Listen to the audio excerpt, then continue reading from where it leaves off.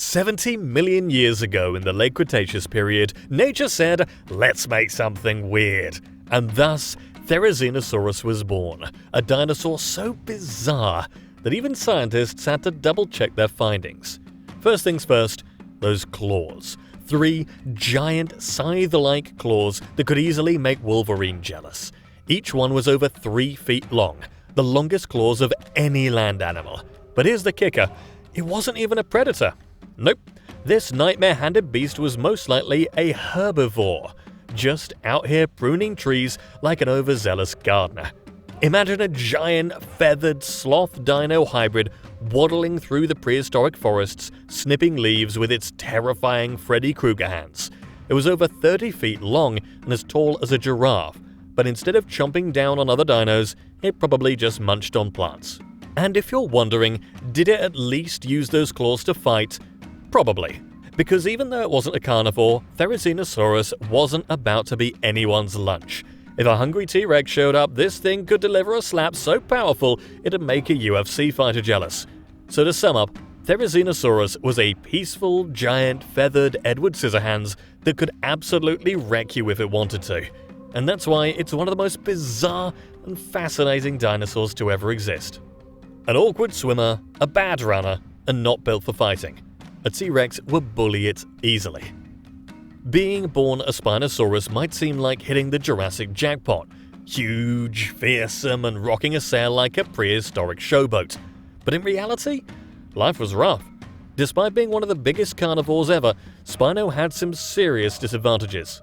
For starters, its long, skinny snout and conical teeth were great for fishing, but useless for crushing bones like T-Rex. Its bite force, around 5,000 to 12,000 newtons, was weak, making land hunting a struggle. And those stubby legs? Forget about running. It wasn't outracing anything on land, especially with predators like Carnotaurus around. Swimming seemed like the answer, but even that's debated. Some think Spino used its tail like a crocodile, while others say it was too buoyant to dive properly. And then there was this massive sail. Cool looking? Yes. Practical? Not really. It may have helped with display or thermoregulation, but it also made Spino a bigger target. If it was for attracting mates, young Spinos had to wait years to develop one, leaving them at a disadvantage. And let's not forget the neighborhood. Prehistoric North Africa was a nightmare. Giant croc-like predators lurked in the water, while land was ruled by other massive theropods. Young Spinos had to constantly dodge danger while trying to catch fish. Unlike pack hunters, they were likely loners, meaning survival was a solo mission from the start. Despite all this, Spinosaurus thrived for millions of years, ruling its semi-aquatic niche. But between its awkward body, tough competition, and risky lifestyle, being born a Spino meant fighting for survival every single day. 72 million years ago, somewhere in Argentina, you hatch from your egg, stretch your tiny legs, and take your first look at the world. Congrats! You're a Carnotaurus, one of the strongest, speediest, and most horned up, literally, predators of the Cretaceous. Sounds cool, right? Well, not so fast. From your weirdly useless arms to the constant struggle for food, being born a Carnotaurus kinda sucked. Let's start with the obvious. Your arms are a joke. You think T-Rex had small arms? Pfft, at least T-Rex could scratch its own face. Your arms are basically 2 tiny twigs sticking out of your chest, completely useless for grabbing prey, fighting, or even pushing yourself off the ground. If you trip and fall, good luck getting back up without looking ridiculous. So what's your game plan? You rely on your massive head and powerful neck muscles to do all the work. Chomping down on prey? Neck. Shoving a rival out of the way? Neck. Showing off? Yep, neck again. While this worked most of the time, it also meant that if your jaw or neck got injured, you're in deep trouble. No arms, no backup plan. Speaking of fighting, those big bony horns over your eyes aren't just for decoration. Scientists think you use them to bash skulls with other Carnotaurus in dominance battles, kinda like modern-day rams. Smashing your head into another predator over and over again isn't exactly risk-free. A bad hit could leave you injured, concussed, or even unable to hunt properly. And if you can't hunt, well, let's just say the prehistoric food chain isn't kind to the weak. Fast but clumsy, the cheetah of the Cretaceous. Now here's one thing you did have going for you: speed. Thanks to your long legs and massive tail, you were built for sprinting. Scientists think you were one of the fastest large theropods, reaching speeds of around 48 to 56 kilometers or 30 to 35 miles per hour. That would actually leave other predators in the dust. Pretty cool. But there was a catch. Your tail was super stiff, which made turning quickly a nightmare. So if your prey decided to zigzag or duck into dense forest, tough luck. You weren't exactly the king of the buffet. Your bite wasn't built for bone crushing like T-Rex, and your jaw worked more like a giant pair of tongs, designed for quick, snapping bites. This meant that you were probably best at grabbing smaller, fast-moving prey, like ancient lizards, baby dinosaurs, or anything that couldn't fight back too hard. You crack open your eggshell, blink at the prehistoric world around you, and before you can even take your first steps, you realize everyone looks kinda hungry. Welcome to the world of Majungasaurus, where even your own kind might see you as a snack. Sure, you're hatched into the top spot on Madagascar's food chain, but don't let that fool you. Life as a Majungasaurus was far from easy. Between your messed up anatomy, slow growth, and a neighborhood filled with backstabbing carnivores, you had to fight for survival from the second you were born. If you thought growing up with siblings was tough, try doing it when they might literally eat you. Fossil evidence shows that Majungasaurus had no problem chomping on their own kind. Scientists have found Majungasaurus bones with unmistakable bite marks from their own species. Now, whether they were actively hunting each other or just scavenging the leftovers doesn't really matter. Either way, if food ran low, you were on the menu. If you weren't big enough to fight back, your only option was to run and hope your hungry uncle found something else to chew on. Scientists have found that Majungasaurus took over 20 years to reach full size. That's 2 whole decades of being smaller, weaker, and an easy target. And considering your species had no problem eating their own, being a slow-growing youngster surrounded by larger, meaner Majungasaurus was not ideal. You had to survive long enough to get big, and that was easier said than done. Speed? Agility? Reflexes? No. You were a stocky ambush predator, not built for the chase. Worse, many fossils show bone damage and fused vertebrae, likely from fights or just bad design.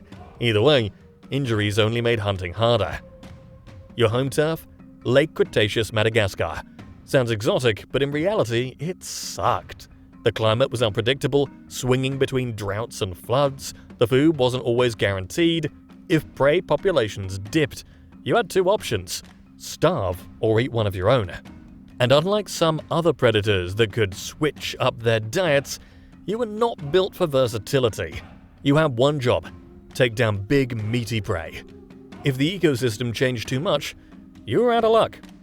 You had a powerful bite, a reinforced skull for headbutting rivals, and an ambush strategy that worked when prey didn't run faster than you.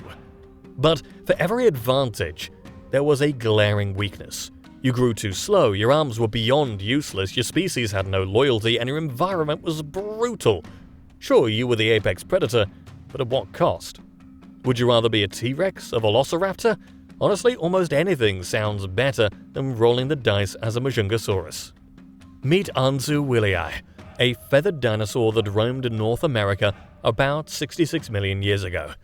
While being a unique blend of features might sound exciting, life as an Anzu wyliei came with its own set of challenges. Anzu wyliei was about 3.35 meters or 11 feet long and stood roughly 1.52 meters or 5 feet tall at the hip. With a toothless beak, a tall crest on its skull, and long, slender limbs reminiscent of an ostrich, it certainly had a distinctive appearance.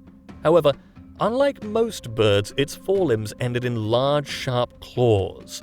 This combination of features suggests it was built for speed, but the exact purpose of its crest remains a mystery. The skull structure of Anzu wyliei suggests it was an omnivore capable of consuming both plants and smaller animals.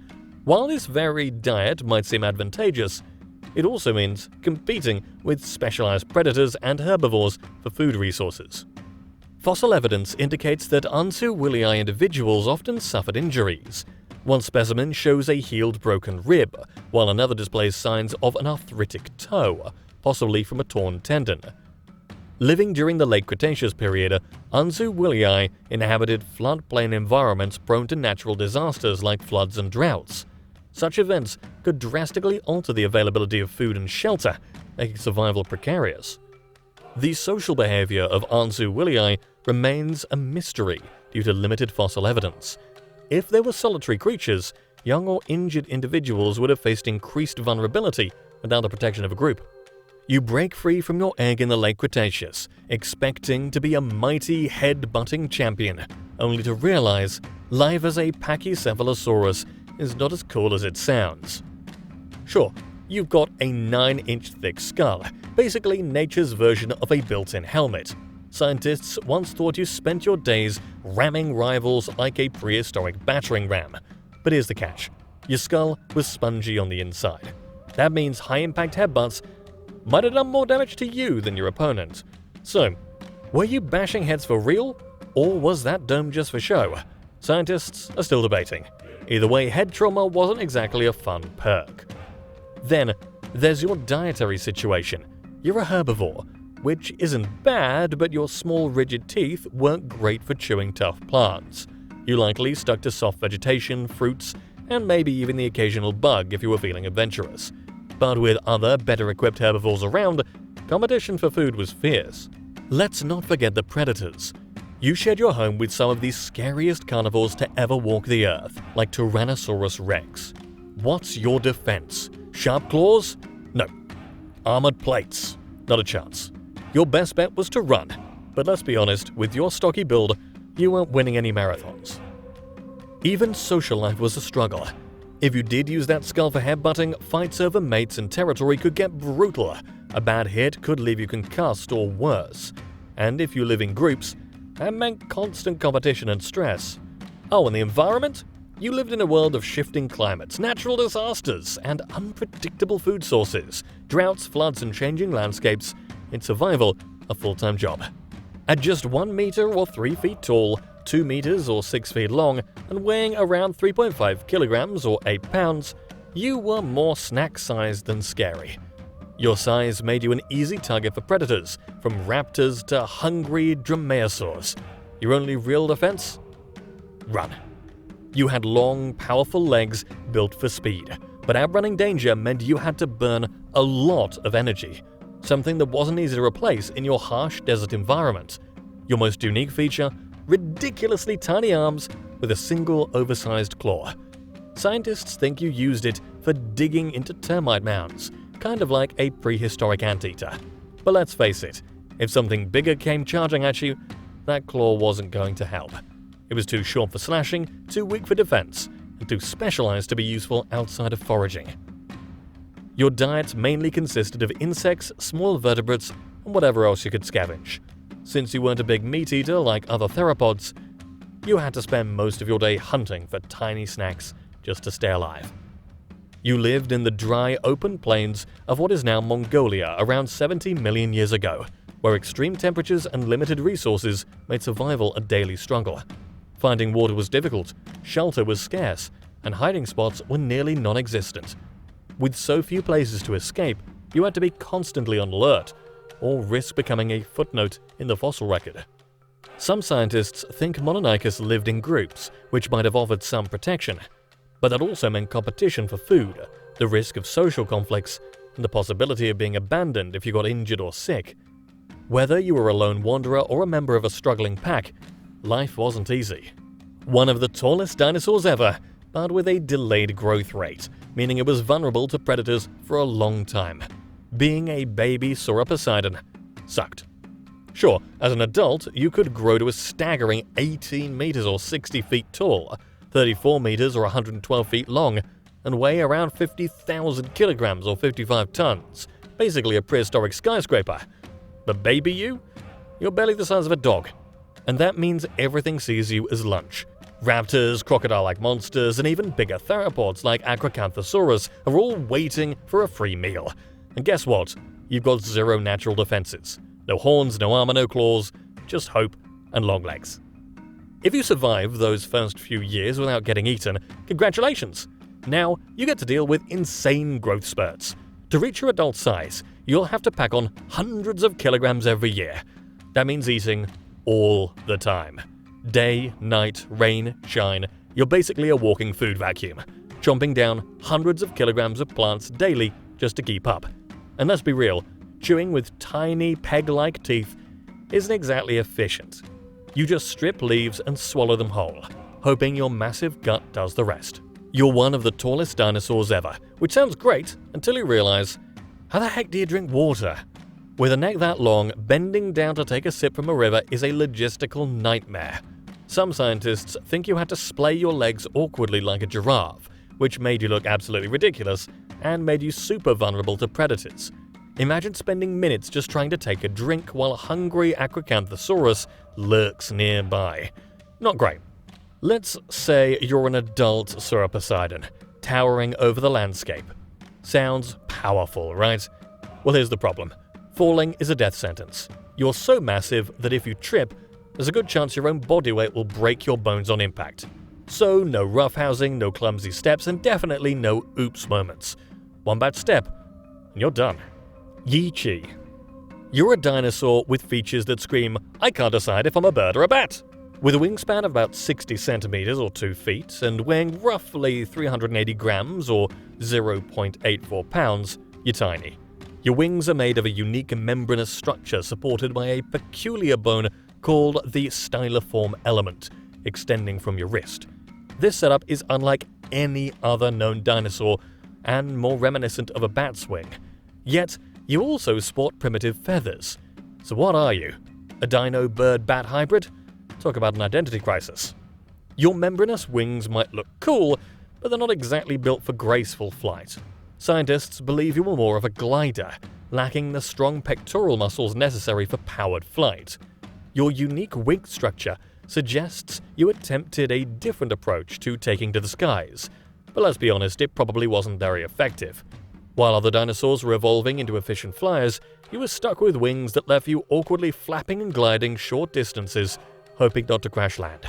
Your forward-pointing teeth suggest you dined on insects and other small critters, but catching enough food to sustain yourself with your limited flight skills and small size, that's a full-time job.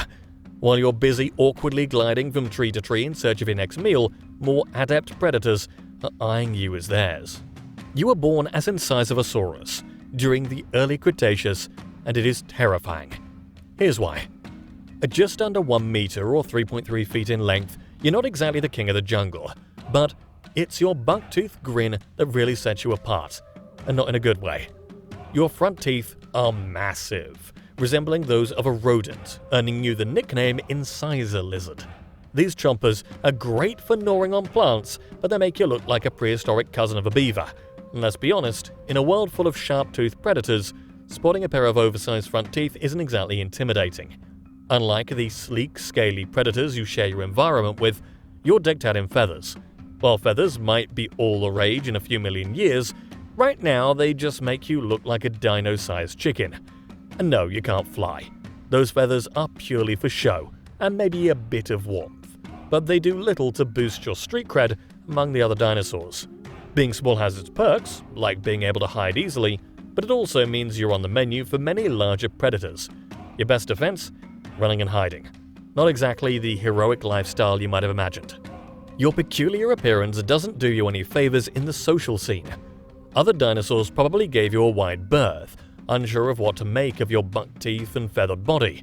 Finding a mate who appreciates your unique look? Let's just say it's a challenge. In summary, being born as an Incisivsaurus means navigating life with a set of quirks that make survival a daily adventure. From your distinctive dental features to your feathered exterior, you're a dinosaur that's truly one of a kind, but not necessarily in the ways you'd hope.